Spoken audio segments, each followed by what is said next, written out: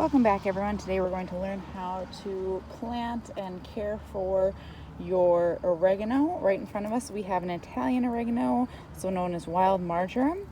And just over to the side, sorry if I'm making you dizzy, we have our Greek oregano, or like traditional, what you think of oregano that you'd get from the store. And they'll have basically the same care instructions. So I'm just going to focus on this one because I already trimmed back the other one. With oregano, I would highly recommend just starting from a plant or a cutting, whether you know someone or buying one. You can start from seeds, but I have some in my hand. You can see how small these are. So if you're starting from seeds, I would highly recommend pre-soaking them and trying to germinate them, damp paper towel prior to planting. Then you really need to keep the ground moist until they emerge. If the ground's allowed to dry out at all and have a crust form, it can kill the little seedlings coming out, so it can be hard to have them push through. So I just wanted to show you those little seeds. The next thing to consider is where to grow it. These are full sun plants, so you want at least 8 hours of sun a day. You can maybe get away with a little less, but they probably won't be as robust. We are growing ours in kind of heavier clay soils. Obviously it does pretty well. We got quite a few harvests out of this, and you can see it's a very large plant and spreading pretty aggressively. With sands, you will want to likely fertilize more, as well as water pretty regularly. With the clays, you'll just want to make sure that it's getting about an inch of water every week. Otherwise you can kind of leave it. Again, in the northern climates, it's not as big of a deal.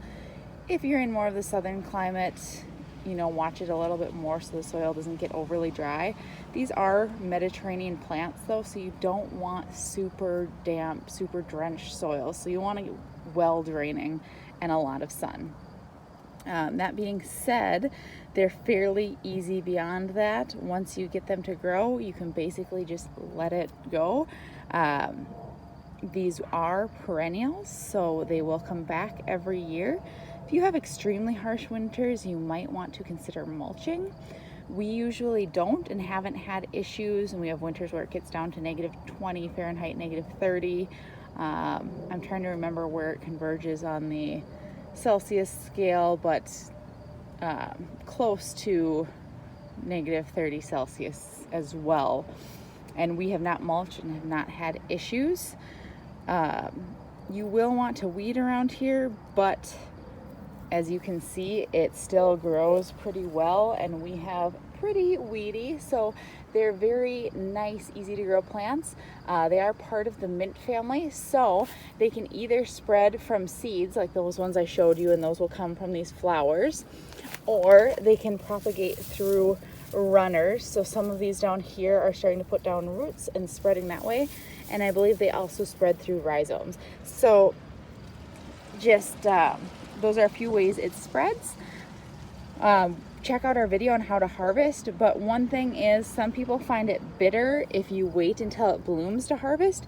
We haven't noticed a huge difference, so kind of play it on your personal preference. I prefer to have some of the flowers to help decorate my lawn because I find them very pretty. You can see the nice white flowers, and then I have nice purple ones over here. But if you want peak flavor, harvest them before they bloom if you start to notice blooms. So you can see like this one in front of me is just starting. You'll want to actually follow this one all the way back down in here through the mess and snip it off at the base to encourage more growth. And then when you're harvesting, only harvest about a third of it at the time to promote growth. Unless you're in a freezing climate, then we typically cut ours back almost completely to the ground, leaving just the bare, some of these smaller ones will leave. Otherwise, we cut it back just to get the most out of our harvest and promote growth next spring. But otherwise, hopefully that helps you. Please leave any questions or comments in the comment section down below. I'd love to help you grow this. You can also grow these in pots. And in fact, if you want to transfer some from the outside or get some from another person, you can take a clipping. So pretty much anywhere in here, you can cut off a piece and soak it in water, and new roots will start to form. You can also bury it in the soil and just keep it very well watered, and it will start to grow. So those are a few ways you can propagate outside of seeds as well. Hopefully that helps you, and don't forget to leave a like and subscribe.